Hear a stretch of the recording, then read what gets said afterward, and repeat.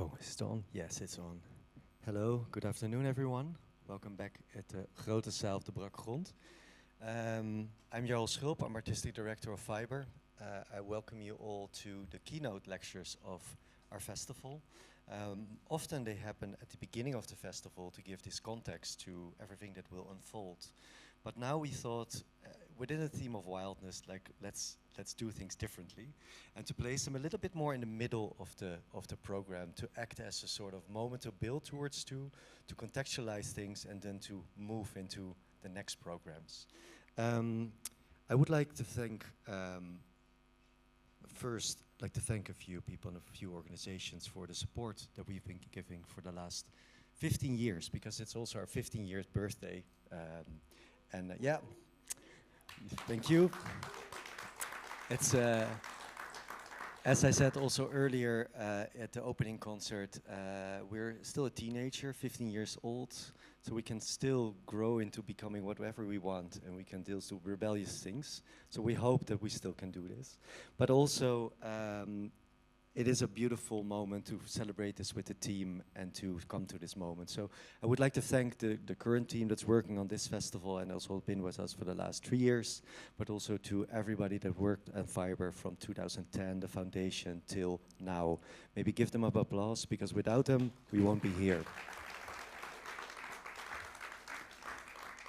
For this year, I would also like to thank the Amsterdam Fund of the Arts, the Creative Industry Fund, the New Institute, ASCA, AYA, and Goethe Institute for supporting us and making this festival happen. And I would like to also give a word to the current time that we are in. We're seeing a genocide unfolding on our phones, a terrible genocide against the Palestinian people. And we really hope, and we are here together to manifest that this will stop, and that Israel's actions towards the Palestinians also stop. I want to take a moment of this, and whenever you have time and energy to do so, keep speaking up, because it's very important that this violence stops.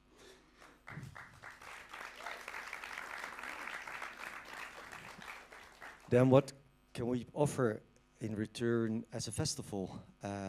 And we think we can offer you something which is a togetherness, and to be together and to learn about the current times that we find ourselves in, and to share emotions, but also, impressions of where we are today.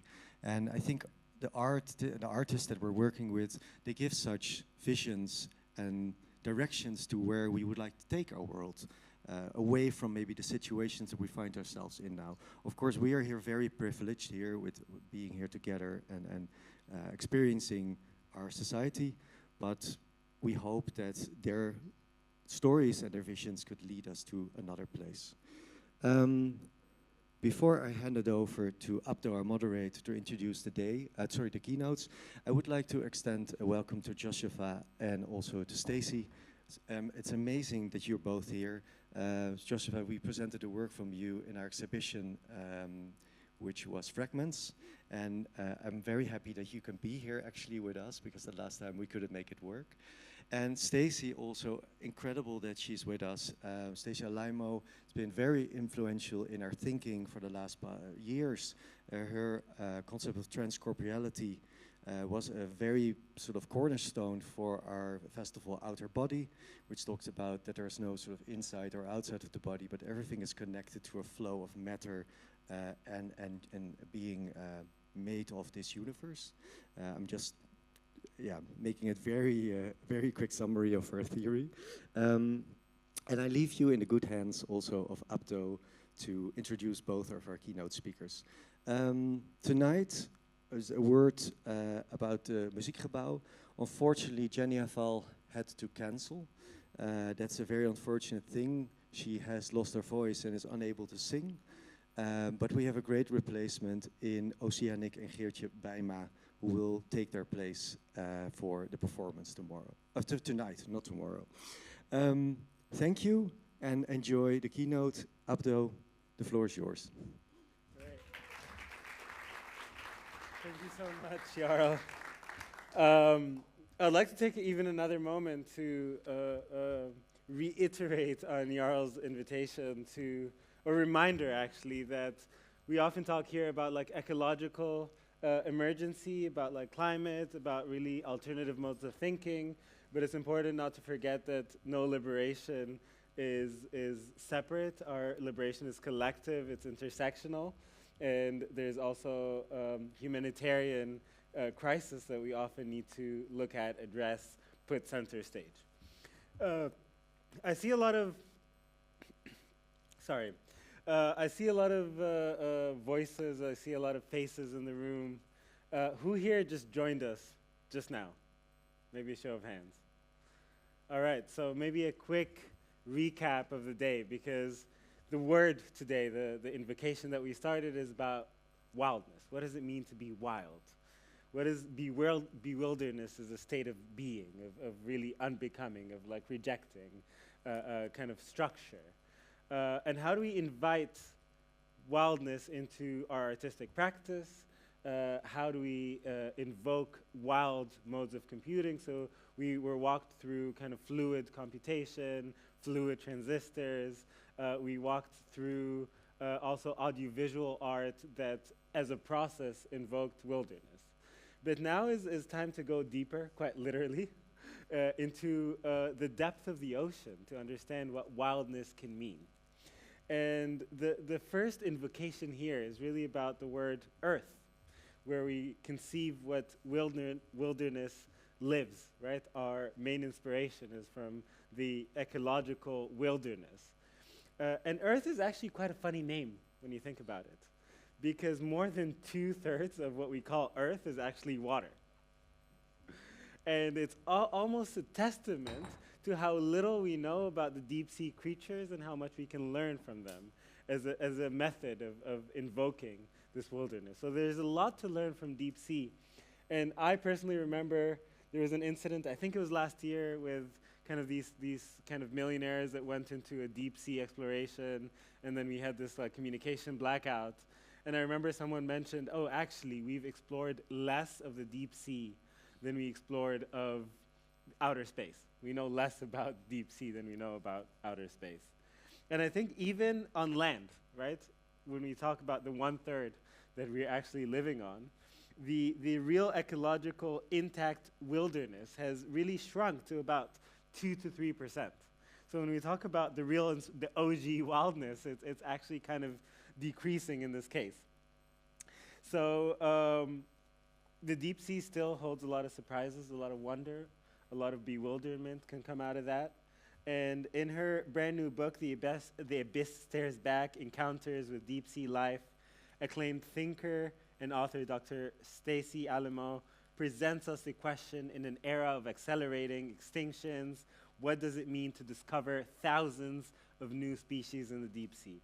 So it is a great honor for me, and in this last kind of segment of the day, not of the program, to invite Dr. Stacy herself, joining us remotely, and visionary artist Josèfa Ntjam to the opening keynote happening here at the Baraka Grond. Both speakers are really fittingly taking a dive into the ocean waters to encounter the abyssal creatures, reflect on colonial histories of extraction, arriving at fundamental questions about our relationship with the deep wild. So first introducing Dr. Stacy, who is a professor in English and a core faculty member in environmental studies at the University of Oregon. She's the author of several influential books, including Bodily Natures, Science, Environment, and the Material Self, and Exposed, Environmental Politics and Pleasures in Post-Human Times. Big round of applause for Dr. Stacy. Thank you so much for that wonderful introduction. I'm so excited to be here. I wish I could actually be there with all of you. It looks like an amazing festival. Happy birthday to the festival itself. It really, really looks incredible. Thank you to Allegra Greer and the whole Fiber Festival team for this invitation. That was such a great introduction. I would just say to kind of go along with some of the themes of the two people who introduced this session, with everything happening in the world right now, is there room care for creatures at the bottom of the sea. And I think that the theme of wildness can connect the pleasure and awe that people experience in encountering these highly mediated representations of deep sea life with a kind of contesting of the authoritarian violence and categories and structures. And of course, I'm talking from the US where, we're just completely overwhelmed by all of the horrible things that our government is doing. And so, on the one hand, the deep sea creatures seem completely frivolous, and yet I think that there's an argument to be made for embracing diversity and as part of this wider pushback against these structures. So the material that I'll talk about comes from my book that just came out, which investigates deep sea science and aesthetics from the 1930s to the present, and focuses on the wildly diverse life discovered in the deep, once thought to be azoic or lifeless. And some of the themes have to do with unknowing that the scale of the deep oceans and the scale of biodiversity is impossible to fathom. And that unknowing can be a kind of ethical provocation to move away from anthropocentrism and the objectification of the world, and to think about the ways that other beings know and experience the world, and that we can never capture or dominate completely, which is a good thing.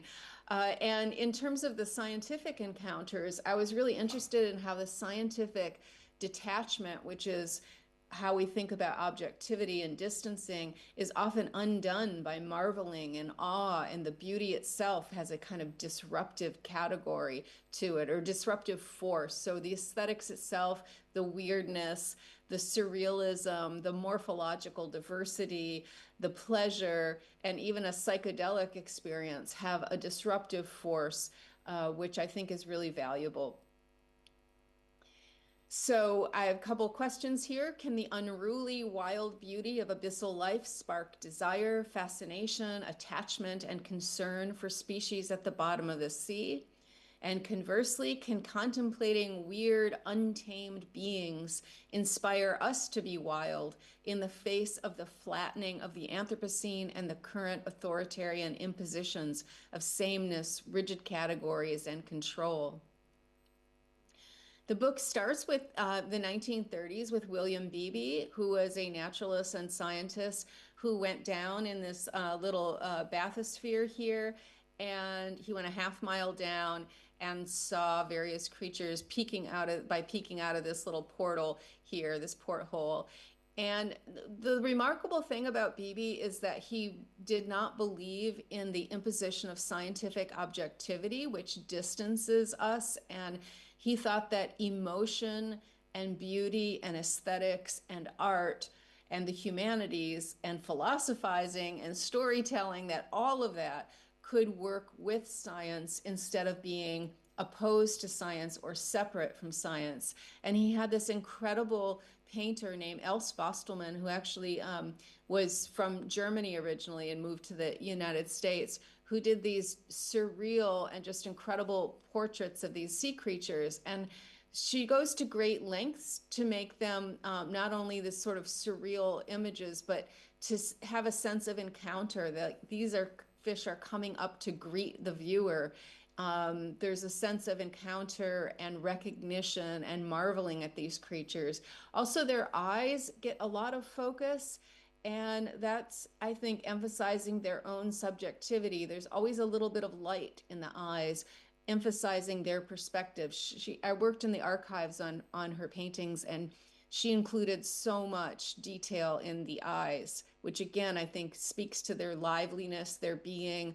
Even though these were scientific specimens to some degree, she treats them as living beings. There are a couple portraits of William Beebe that emphasize his impropriety or his unscientificness. So here he's becoming fish, and even his head kind of looks like a fish here. His body is flowing. So in terms of his own physical being, he's becoming a fish. And then here, he's guiltily eating a specimen. It looks like he's been caught in the act of doing something bad that he's not supposed to do. He's frying up his specimen and he's going to eat it, and his own bodily desires interfere with his proper scientific practice.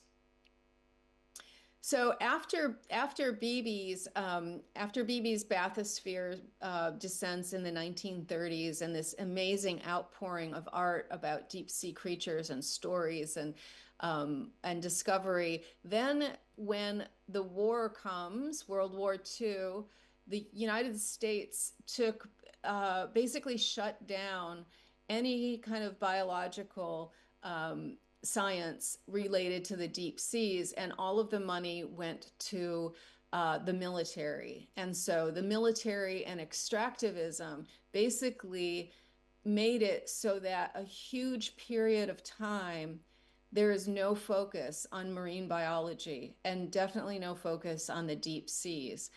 And then suddenly, in 2000 to 2010, you have this immense project, the Census of Marine Life, which was a global project, a scientific project to do something absolutely impossible, which is to count all the creatures in the deep sea, to count all the species, to identify all of the species in a 10-year period.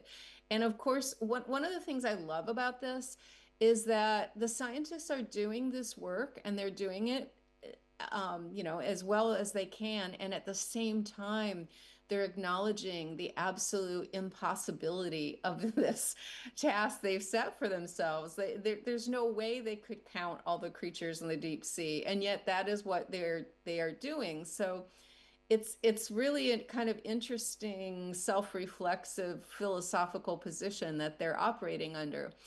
But they also include aesthetics and art in their project.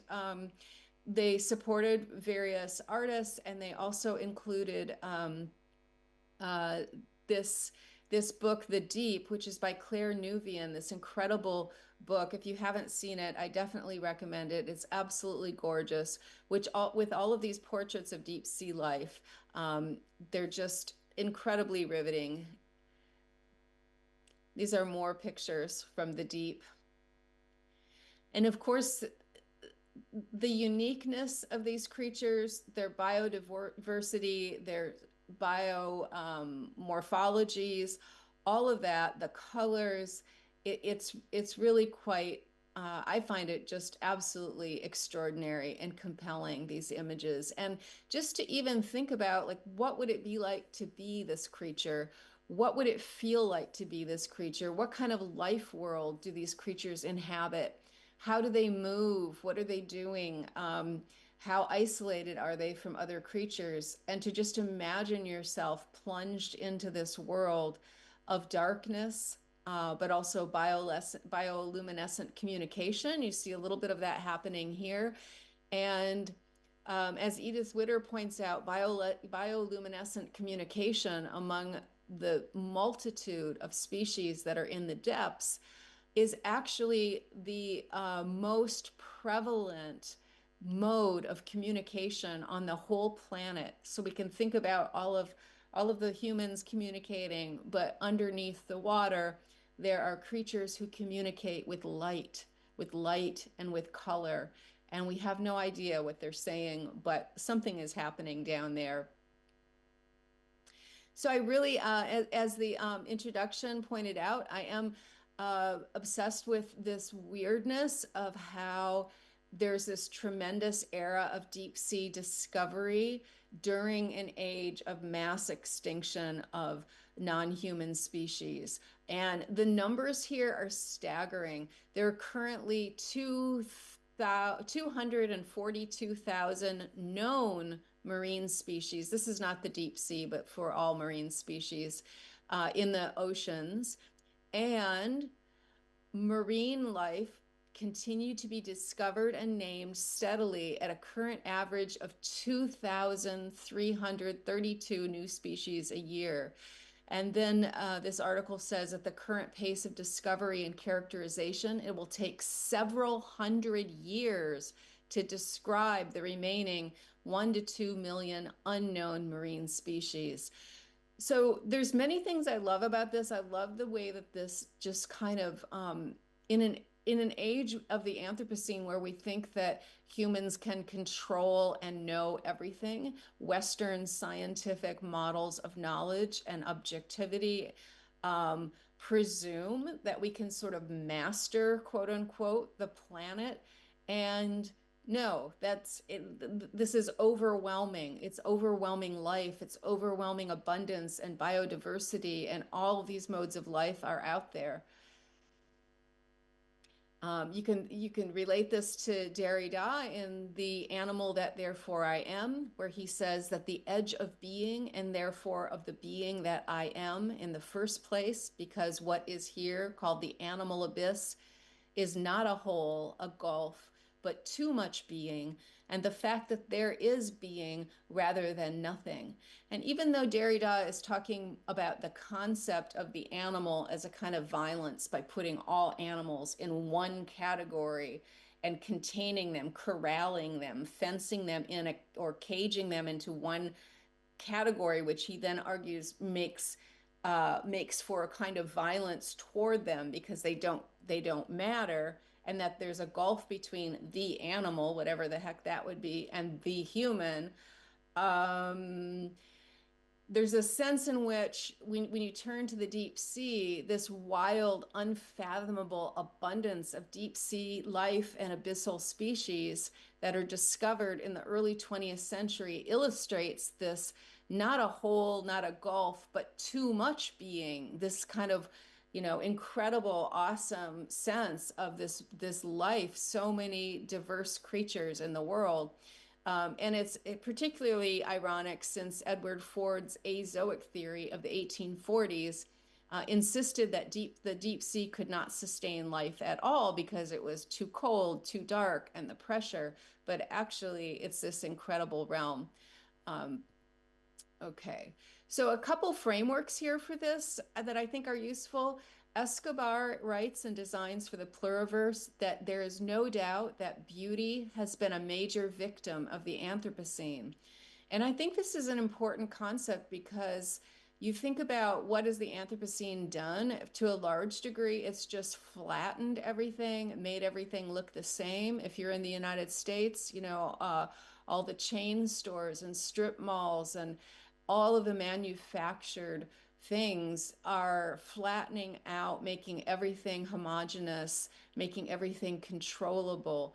And although this can be seen as beautiful, this portrayal of industrial farming in Spain, there's also a way in which, if you compared it to something, to like a biodiverse habitat, a forest, a coral reef, it's pretty boring when you think about it and not beautiful. And so if beauty has been a major victim of the Anthropocene, perhaps that's why so many people have been drawn to these incredible images of deep sea life. I mean, this one I think is just absolutely stunning and gorgeous. And you just want to sit with it for a while, at least I do, and just sit with it and marvel at its beauty. There's also a way in which these creatures have been designated as psychedelic. In the video talking about when the scientists are seeing this one appear, one of the scientists says, "Ooh, that's so trippy, that's trippy." And then you can get to the sense of the ecodelic, which is the psychedelic, but the way in which the psychedelic experience about expanding consciousness and expanding a sense of connection to other beings is a kind of ecological vision. So if you have a psychedelic moment, you could think about extending your attention and your connection and your attachment, your love, your desire, all the way to the bottom of the sea to experience something like this creature. And these photographs give us a kind of immediacy and an intimacy, even though they're highly mediated and go through long, long networks to arrive at us. I think another really important thing to think about here is the way in which these movements against gender and gender theory and queer people and trans people and non-binary people and this reimposition, say in the US, there's actually the president himself said there are only two genders. That's it. And of course, that's absolutely wrong. And you see that with queer ecologies. You see all sorts of creatures that are trans or are intersex or practice gay child rearing, gay sex, etc. And so I think in this context of imposing these rigid categories and binaries, male versus female, etc., that this push for diversity, this celebration of diversity, this embrace of diversity is something that is in keeping with these pictures of deep sea life. And there's a lot of focus on deep sea sex. So here's one. This one says, grunions are porn stars. So this is the grunion here. It doesn't really look like a porn star. Maybe not so appealing, but this says grunions are porn stars. The fish cannot breathe during this beaching, so it's like a masochistic orgy. So apparently they all come up to the beach and have a masochistic orgy. That's how this is being represented. There's the book by Ellen Prager, Sex, Drugs, and Sea Slime, about other all sorts of marine life as, you know, sexually diverse, I guess. And then this headline, sea creatures have the kinkiest sex. So this is definitely a theme with deep sea life. They have the kinkiest sex, porn stars, etc. This one says bizarre sex helped anglerfish diversify and dominate the deep sea. So here, the bizarre sex life of the anglerfish is ecological benefit for them in their habitat. And then trying to stay in terms of inside my time limits here. This is a comic book by Edie Fake. And the main character, as you can see, is drawn in an interesting way throughout this graphic novel. The protagonist undergoes all kinds of transformations and changes, including those of genitalia, where they kind of look like tentacles, kind of look like pipes. Sometimes there's one, sometimes there's 5, sometimes there's 10. They keep shifting and changing, just depending. So that it's a very exuberantly trans and queer oriented comic. And Edie Fake says, I wanted the comic to be set in a queer world where sex, sexuality, and gender were all messy, surreal, and fluid. Pinning erotic stuff down tends to strip its meaning away, but I think being playful and weird can revive it. Gaylord's exploits are, in a large part, about not being afraid, to be a sex freak, to have a freaky body, to want a freaky experience. So this seems like we're worlds away from the deep sea, but there's a scene in which, so this is a benthic scene, i.e. it's on the seafloor, and the reader is positioned above this. So the creaturely diversity is confined within these cages. You see all kinds of biological diversity here, or morphological diversity in the shapes of all of these creatures, but they're all caged, they're all confined. And the viewer is seeing it from above in this this is the predominant vision of the Anthropocene as it was formulated and publicized originally, that I talk about in my essay Your Shell on Acid. And it's a very detached, controlling, and hierarchical vision where we, the viewer, sees these things as superior and above them and very separate and distanced from them, making them objects of knowledge, specimens, objects of knowledge, something to be caged and controlled. And over here we have this kind of creepy and ominous, it may help if we observe you. You might ask, help whom? How would those observations be of any benefit to these caged creatures? And then we get something completely different. We get these trans-species pleasure experiments, as it's called here, where Gaylord Phoenix enters in with this cephalopod and has all sorts of sex. Some of it does not work out so well, as you see here. Luckily, cephalopods can regenerate their organs. If you read Eva Hayward's piece about the starfish, she writes a lot about this kind of regeneration of the starfish limbs as a kind of transsexual experience that she's writing about. You can also think about all of this more generally in post-human feminism. So Rosie Braidotti begins a section on transversal desire. And she says, post-human feminism repurposes and queers sexuality to the nth power. It invites us to think of differences as infinite and make their actualization into a political as well as an ethical project. So I'd like to argue that this connection here between this experimental queer trans character who's always changing, this relationship to the deep sea life is not coincidental, that I do think that there's something happening in popular culture in which deep sea life is taken as this kind of antidote and as an inspiration.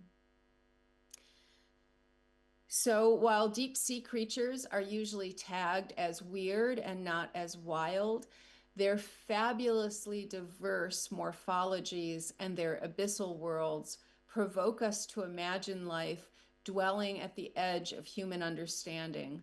Their wildness is morphological, numerative in the sense of scale, sexual, psychedelic, and unfathomably expansive. In the face of extinction, the bland yet horrific homogenization of the Anthropocene and the authoritarian imposition of rigid gender categories, systematic racism, xenophobia, as well as, of course, violence, genocide, so many of the things that are just horrific at this moment. The fabulous biodiversity of the deep oceans can entice us towards xenophilia, the love of the other, the love of difference, marvelous beauty, and the embrace of life forms that we cannot yet even imagine. Thank you.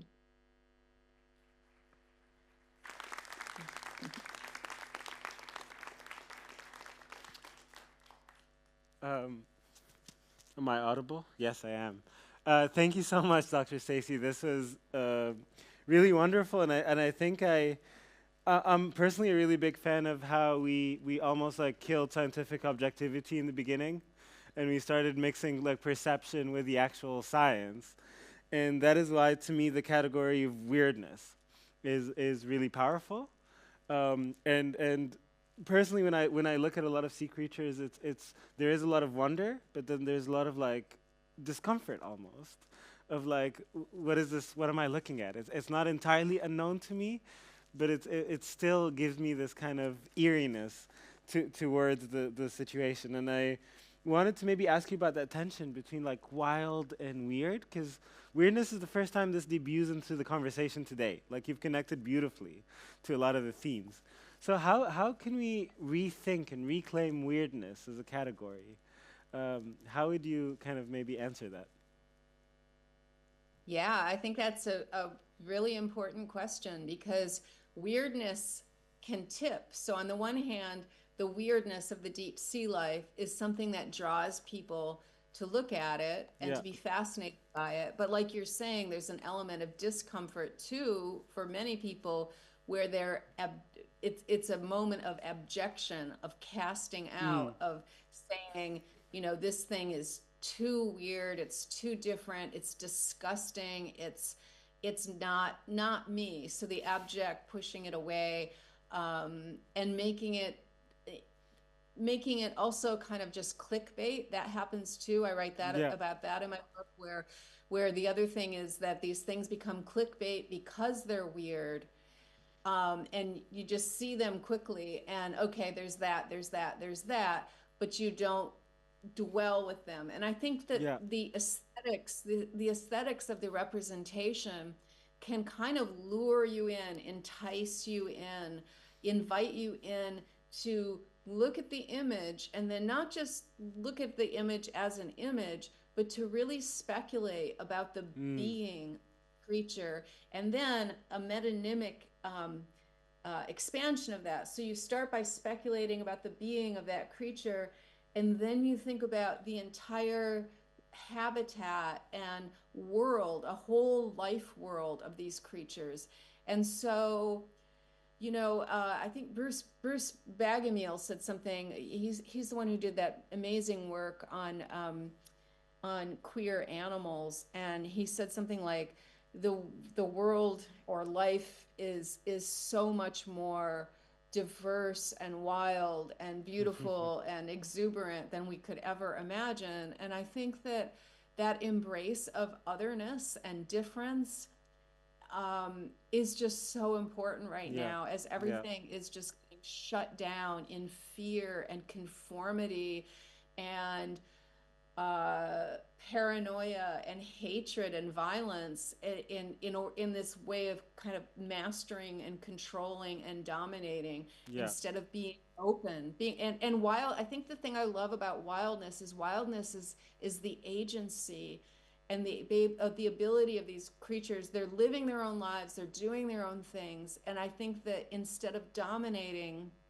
you need to be open to Yeah.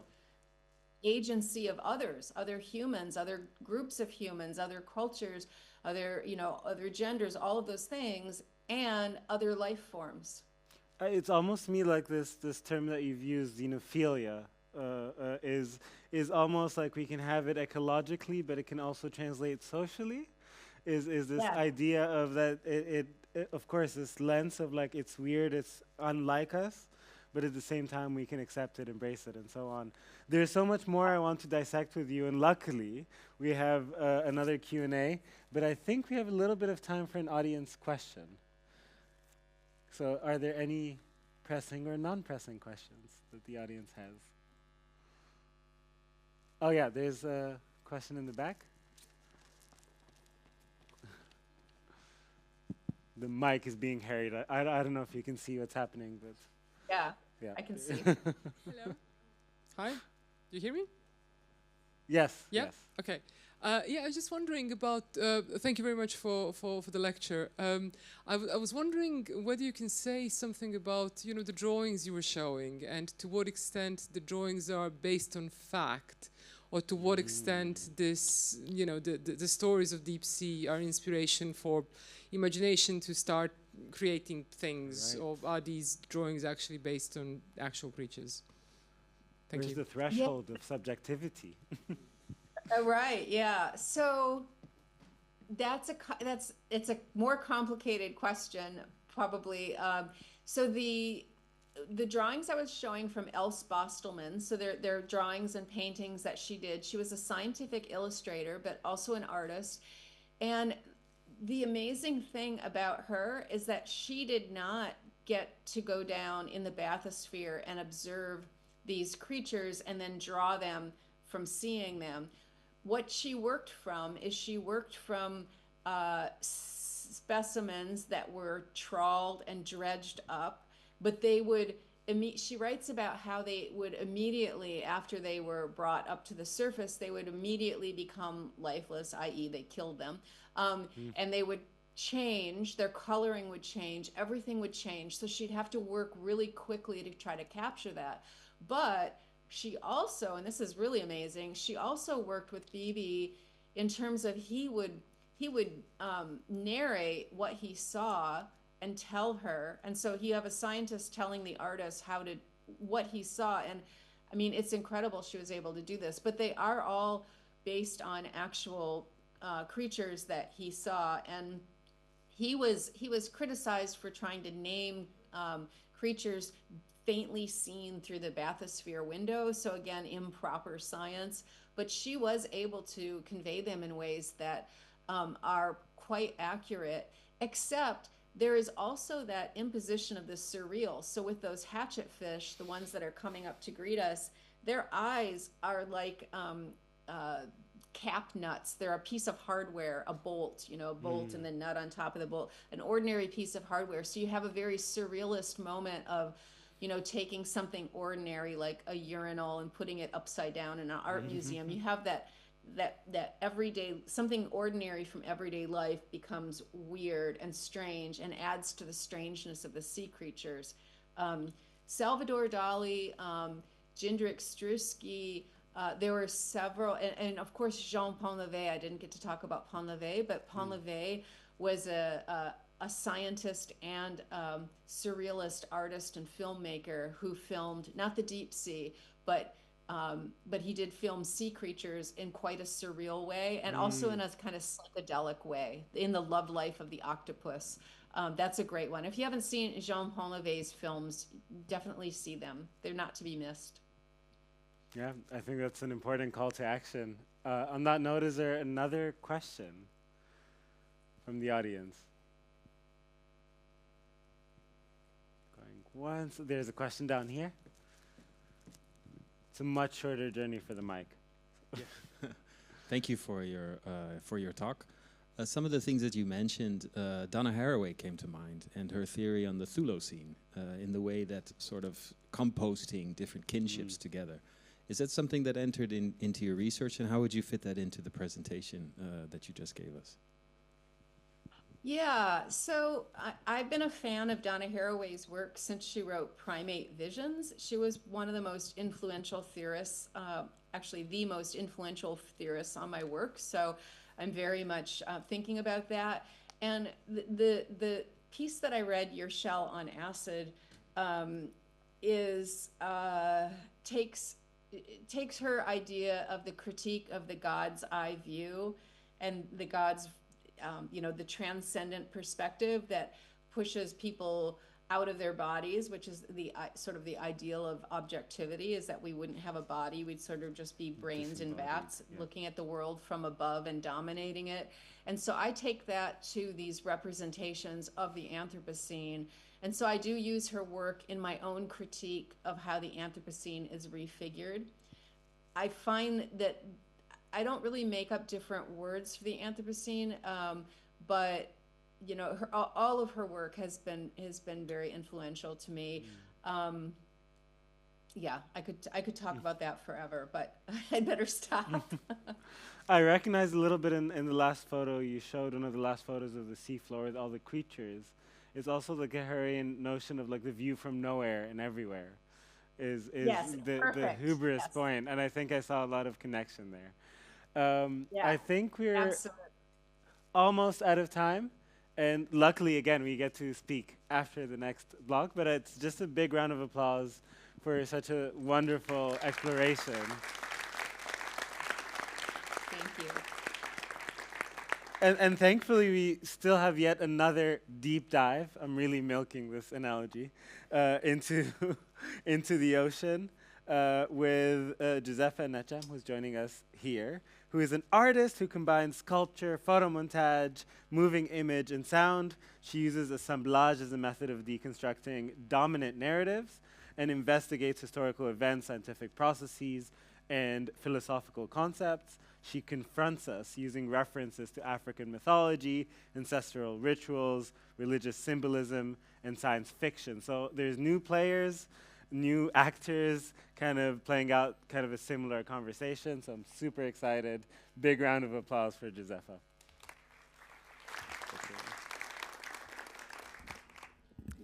Hi, everyone. Stacy, thank you for this amazing presentation. So welcome to Liquid Archive, building memory through aquatic mythology and interspecies. I would like to introduce my work to you through water.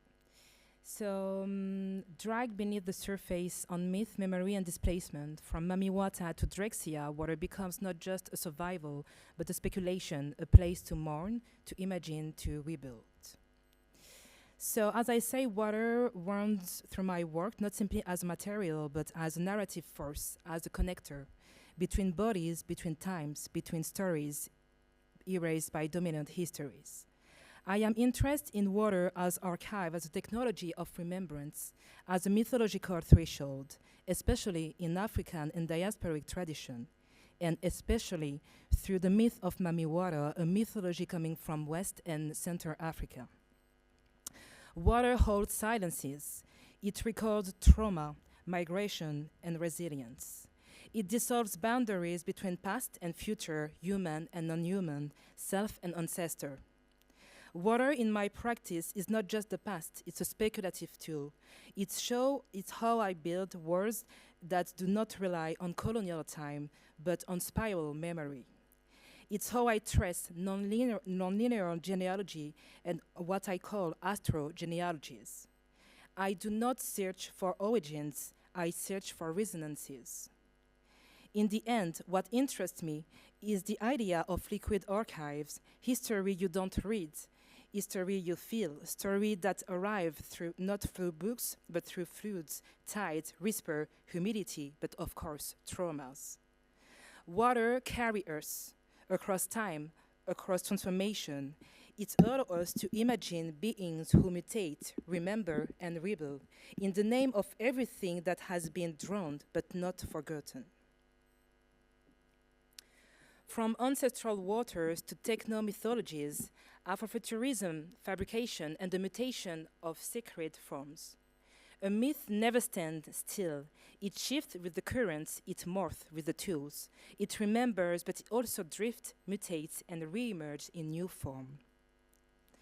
As we trace the path of Mamiwata across ocean, what we follow is not just a religious figure, but a living ecosystem, a living system of transformation. Mamiwata changed name, shapes, and skin. Mamiwata is and are many.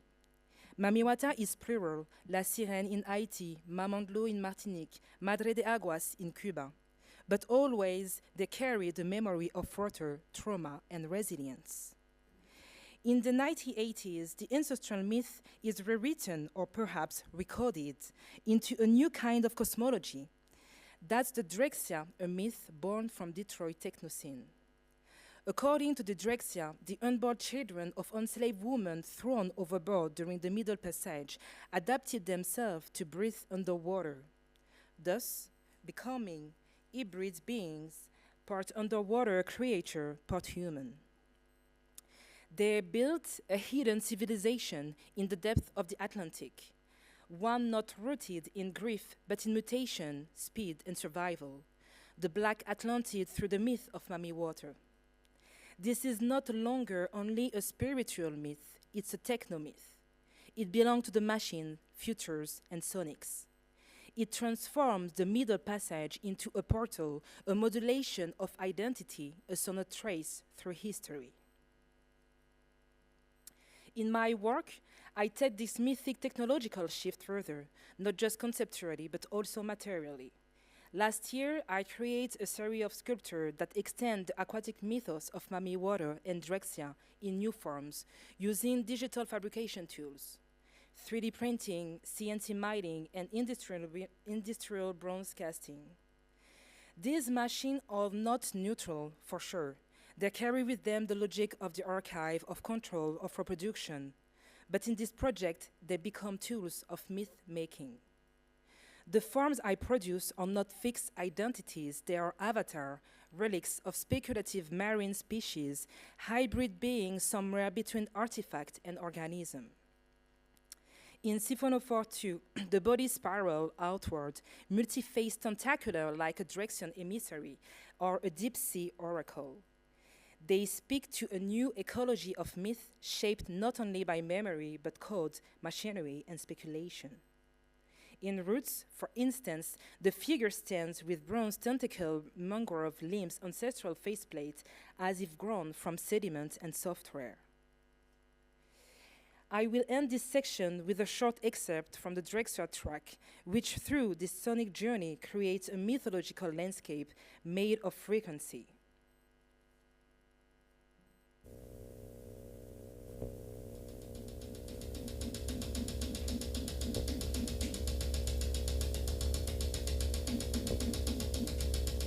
This is Drexian Cruiser Control Bubble 1 to Lardosian Cruiser 8-203X. Please decrease your speed to 1.788.4 kilobonds.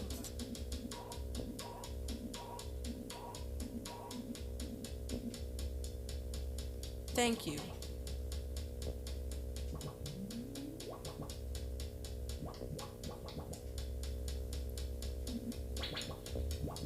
Lardosian Cruiser 8-203X. Please use extra caution as you pass the Aqua construction site on the side of the Aquabahn. I repeat, proceed with caution.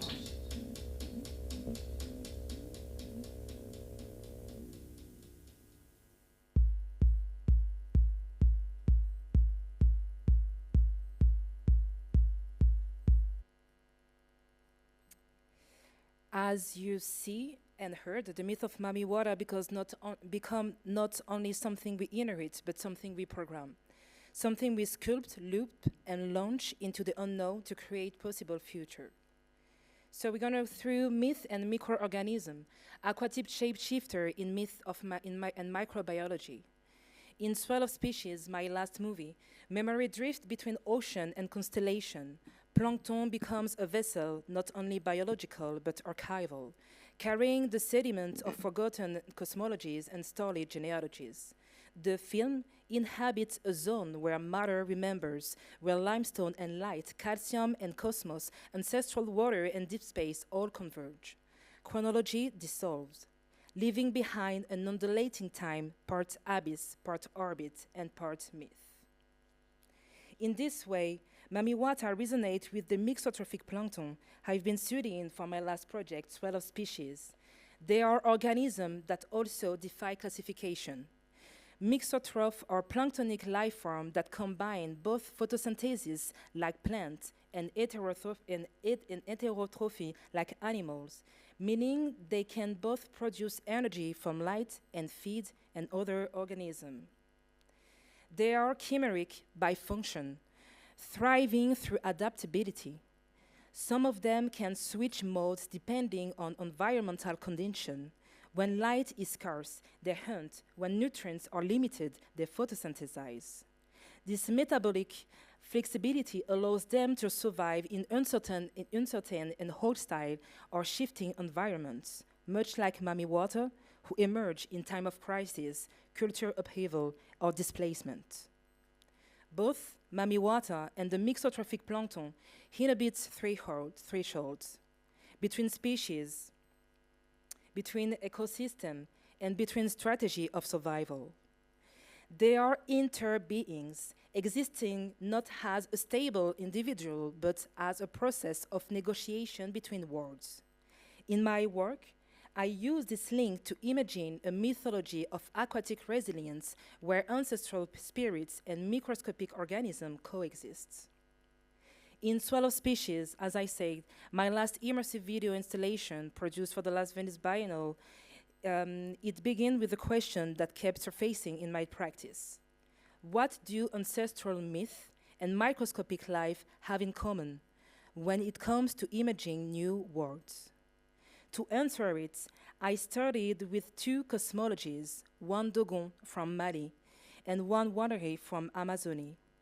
The first is the figure of Mami Water, the Dogon deity recreates the stars by launching clay into outer space.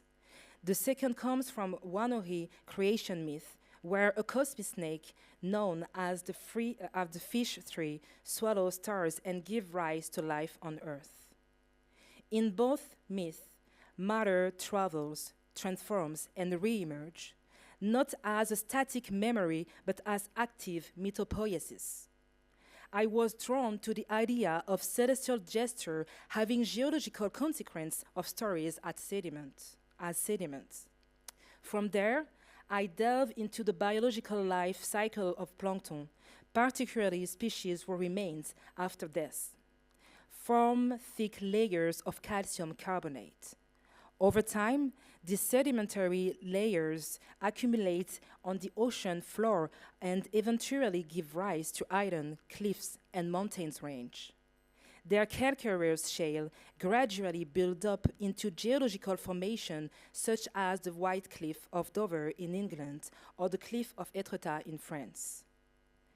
This led me to discover of SDSS J1043 plus 0855, a white dwarf star, a dying planet-like object, whose atmosphere contained an unusually high quantity of calcium carbonate, a potent trace of ancient water.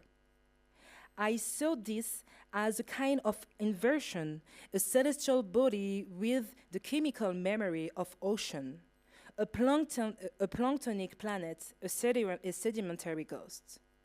And all of this came together in the making of this movie, Swell of Species, not as a linear narrative, but as a looped cosmology. I will close this presentation with an excerpt of my movie, Swell of Species, right now, if I can launch the movie.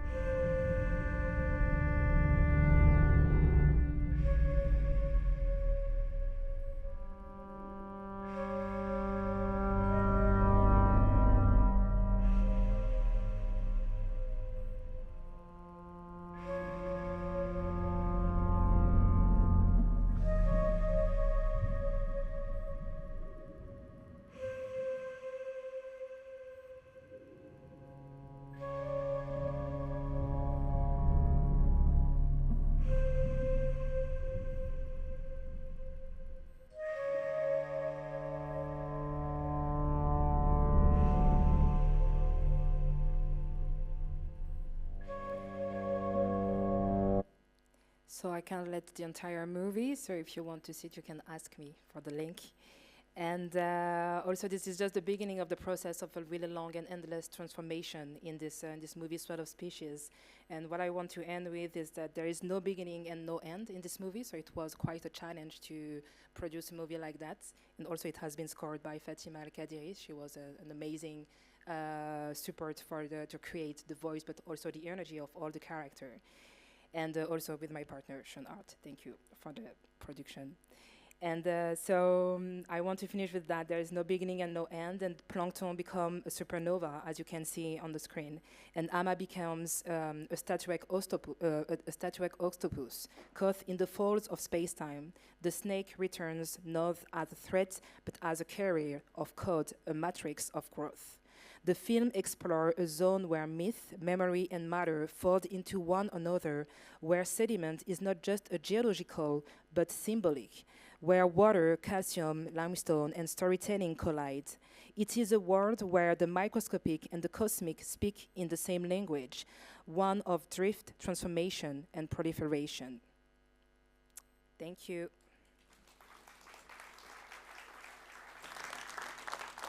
Thank you so much. Maybe I invite you to the couch so we have really a conversation about this, as it deserves. And I think what was really wonderful is that there was almost a nice continuation, like a chapter, of like we understood, first of all, like the importance of like subjectivity and speculation, and then with your talk we got a little bit of like, we're going to situate this in like colonial context, in like memory of ancestral knowledge and so on. And maybe let me ask, I don't know if we're getting Dr. Stacy with us? Awesome. Okay. Let me speak maybe frankly, address the octopus in the room, if we can speak.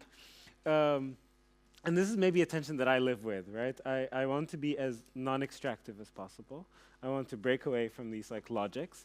But then in both the practices, and I think this is a question for both of you, how do you nudge yourself back? Has there, first of all, been moments where you're like, no, I am actually in my research or art, I'm going back into this like extractive mode of thinking when looking at these deep sea creatures.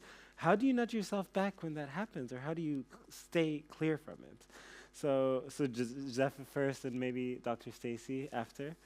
I'm curious. Sometimes. Is it working? Yeah. I think it depends, because in the beginning of this process, at one point I was like, no, the script is too crazy, it's insane.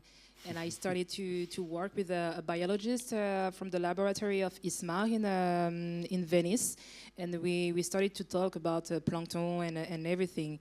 Yeah. And the first conversation that we had, I saw that one of the biologists was like, no, this is so crazy in terms of science. I can't accept this situation.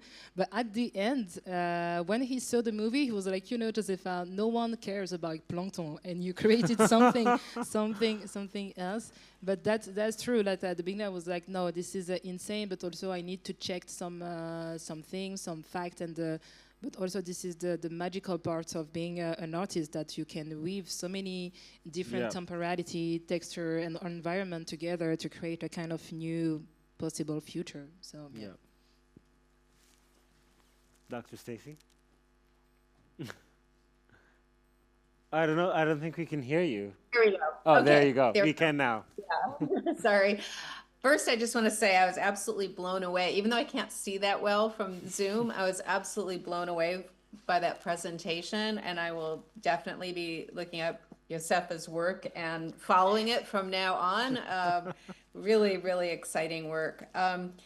As far as extractivism, I think that with the deep sea creatures that I look at in popular culture, the issue is how are they being used within their context, and whether or not the context is provoking a kind of political or ethical or interspecies connection between the creature, and whether it does involve a kind of environmental impulse or something else.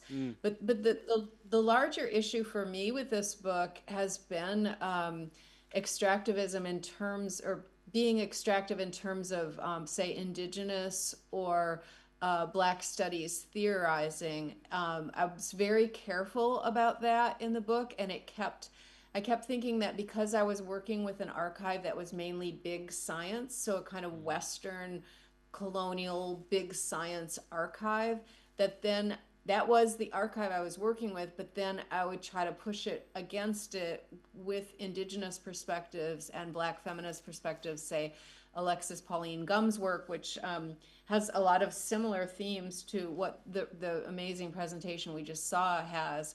And but not, but also situating myself as a white settler colonialist.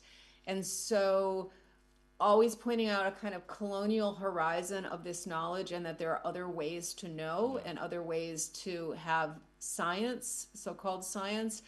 And that was just a constant provocation for me as I was working. How can I draw upon these theories and this scholarship without appropriating it, and with being very respectful and then also very critical of my own positioning?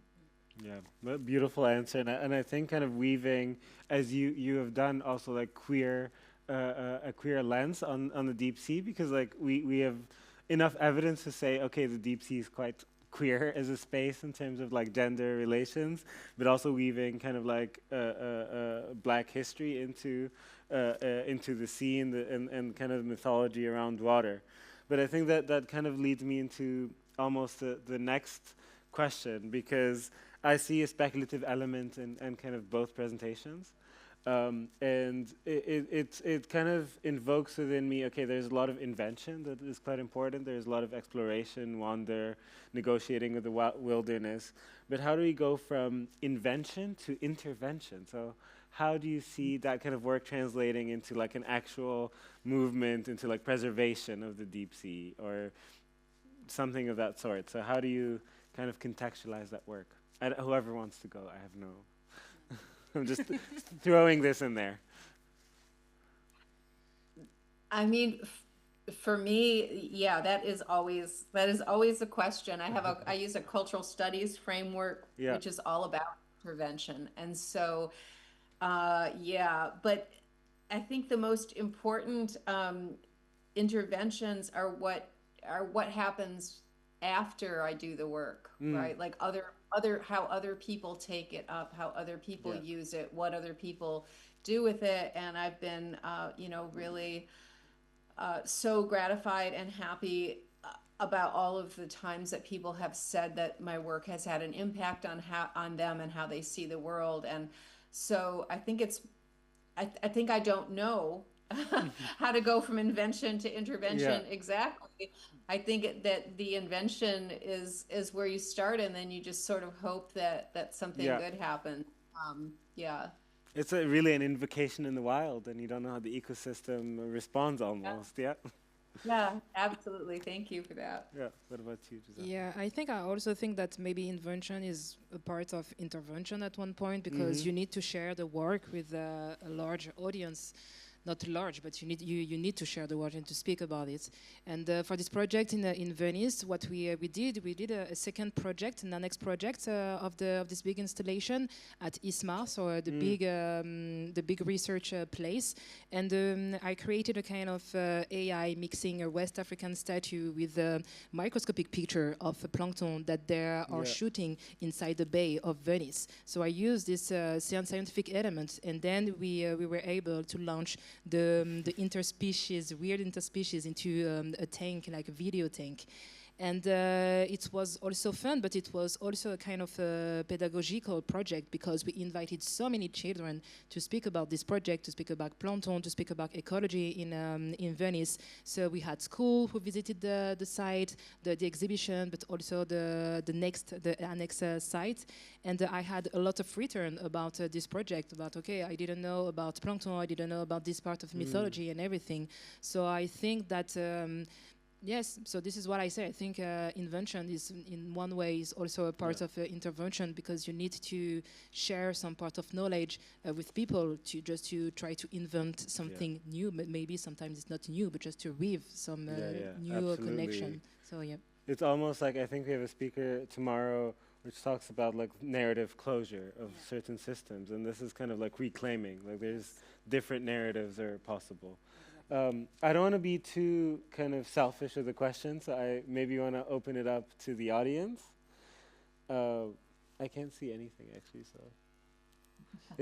Yeah, there's a question in the middle there, the white.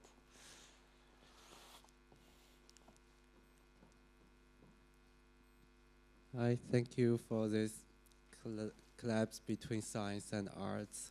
I really like this form because during the first half, I was using my left hand trying to explain everything I see, and the latter part I was just, okay, let's just feel, don't explain.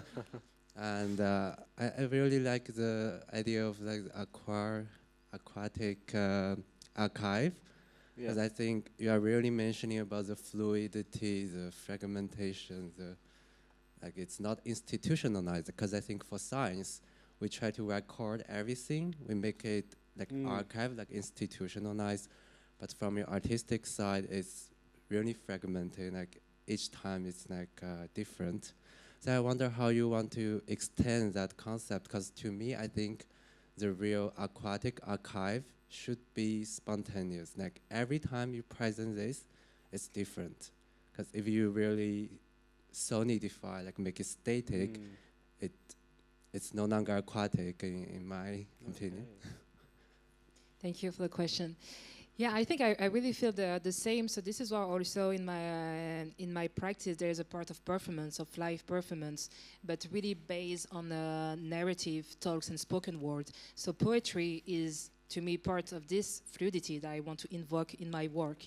I think everything is constantly changing. Also in my work, I never try to stick those figures and character in a specific place. They're supposed to move around.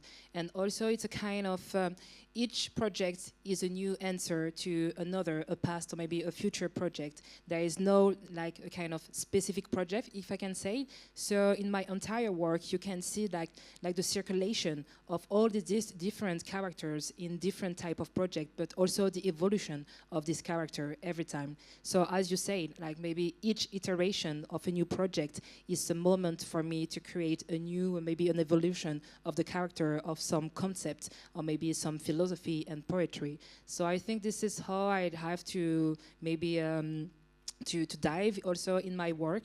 I'm constantly like try to move. And I always take this example of the spaceship in the Battlestar Galactica. So they try to escape something, but the spaceship is constantly moving, so they can't root themselves.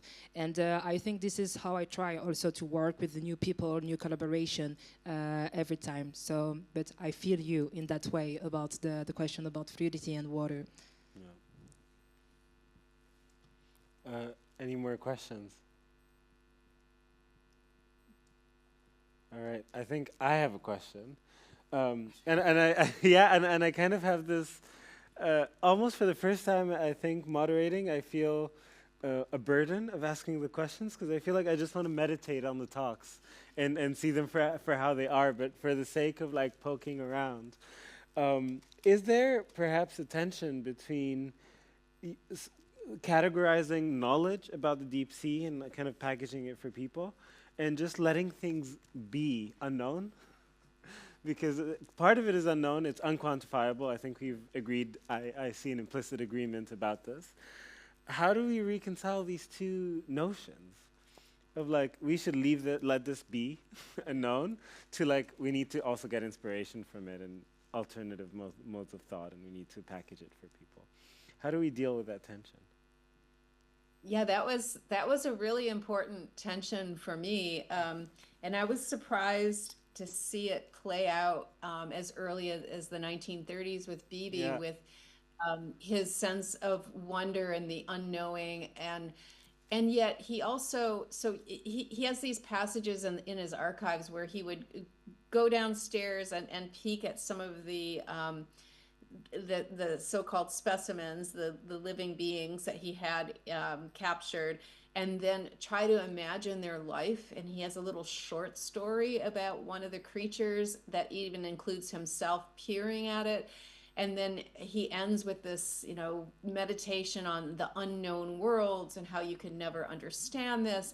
And I think that's just such an important theme for a disanthropocentrism, to critique human knowledge and to always be thinking of knowing in terms of other species have their own ways of knowing, other beings have their own ways of knowing.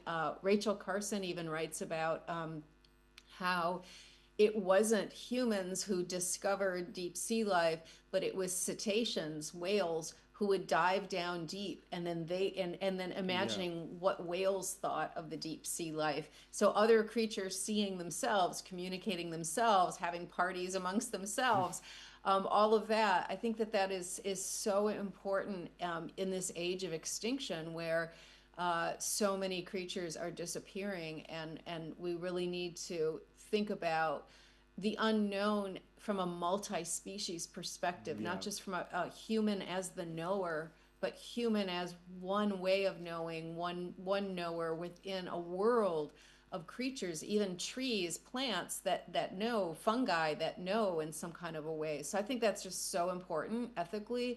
But then on the other hand, I also think that these images of individual species or organisms or animals of the sea can create that kind of connection and bond and a sense of caring and concern and attachment and maybe marveling and awe. And I think that all of those sort of more emotional connections are also a mode of knowing that can help us transform from a kind of capitalist individualism to a more, an ontology of interconnection. And of course, this is a Western problem, this sense of hyper-individualism, consumerism, detachment. It's not an indigenous problem. It's not, that's not how other knowledge systems work. But for the dominant culture of Western individualist capitalism, we need to get out of this sense that the human is the only thing that matters and that we're all isolated, and really move toward these more fluid senses of interbeing with others. So I think both of those are important, both the invocation of not knowing, but also having something to connect with as another being. Oh, that's really beautifully said, the ontology of interconnectedness. I think that's really going to stick with me for a while. What about you? If I can say, I think that the process of unknowing is part of the of mythology and also the ancestral knowledge at one point, because you can't know everything. And I say that in the beginning of the presentation. For example, Mami Water, the myth of Mami Water is an oral myth. No one scripted the myth of Mami Water. So you have so many histories, like you can ask your uncle, your cousin, and you will have a new story of Mami Water. So each time you ask something about this mythology, you will create a part of unknown. And I think it's also something really, really funny. And it's important. And also, you see, there's so many titles of Drexia are talking about this unknown. You have one title, Unknown Aquazone. So there didn't arrive with the fact that we want to devour this entire knowledge, because we don't know. We just need to rebuild something, but we don't want to devour the depth of the ocean. And this part of unknown, I think, is the only way we can project and create new room for our brains, for our philosophy concept, but also for our hurts and feelings and everything. But the fact that when people try to know everything, it's always really hard for me. And I reply, I'm stuck directly. And because this is not a kind of a speculative process of narration, because you can't build something about what you know. And I think what I try to do in my work, for sure, I start with what I know, and also, obviously, with the Western knowledge, but the colonial Western knowledge, and I try to deconstruct this knowledge through different type of narrative. And it's really, really important for me to do that. And because to my opinion, Western knowledge try to categorize everything since century and century, creating really hard and violent boundaries. So the unknown maybe is the key at this point to say that, no, you don't know me, you try to know me so deeply. And in this process of unknown, you have this this concept coming from Edouard Glissant, the concept of opacity, the fact that you can't know everything about me, because it's also a protection, it's a survival mode to be in opacity mode. So the unknown, I think it's for me, it's really a key. Yeah. I'm happy you mentioned Edouard Glissant, because I also he talks about poetry as opposed to like computation, and that's also one of my favorite thoughts. And this classification exercise also kills the space for fluidity. Totally. And I think that that's what you miss with kind of aliving or rewilding. There is a Bieber that is screaming at me, so unfortunately we have to conclude the conversation, but it does not have to end. I would like to thank you, Dr. Stacy, for being here with us, for animating the room with your ideas, thoughts, work. I would like to thank you, Josèfa. I would like to thank the audience for engaging with us and being patient, and being good partners on this wild journey. So thanks a lot. I think this concludes today. And there's a continuation, and I think you also are going to give slightly different talk tomorrow, more on the world building side of things. Exactly. So that is something to look forward to. The conversation never ends. So thanks a lot, and a big round of applause for our beautiful panel.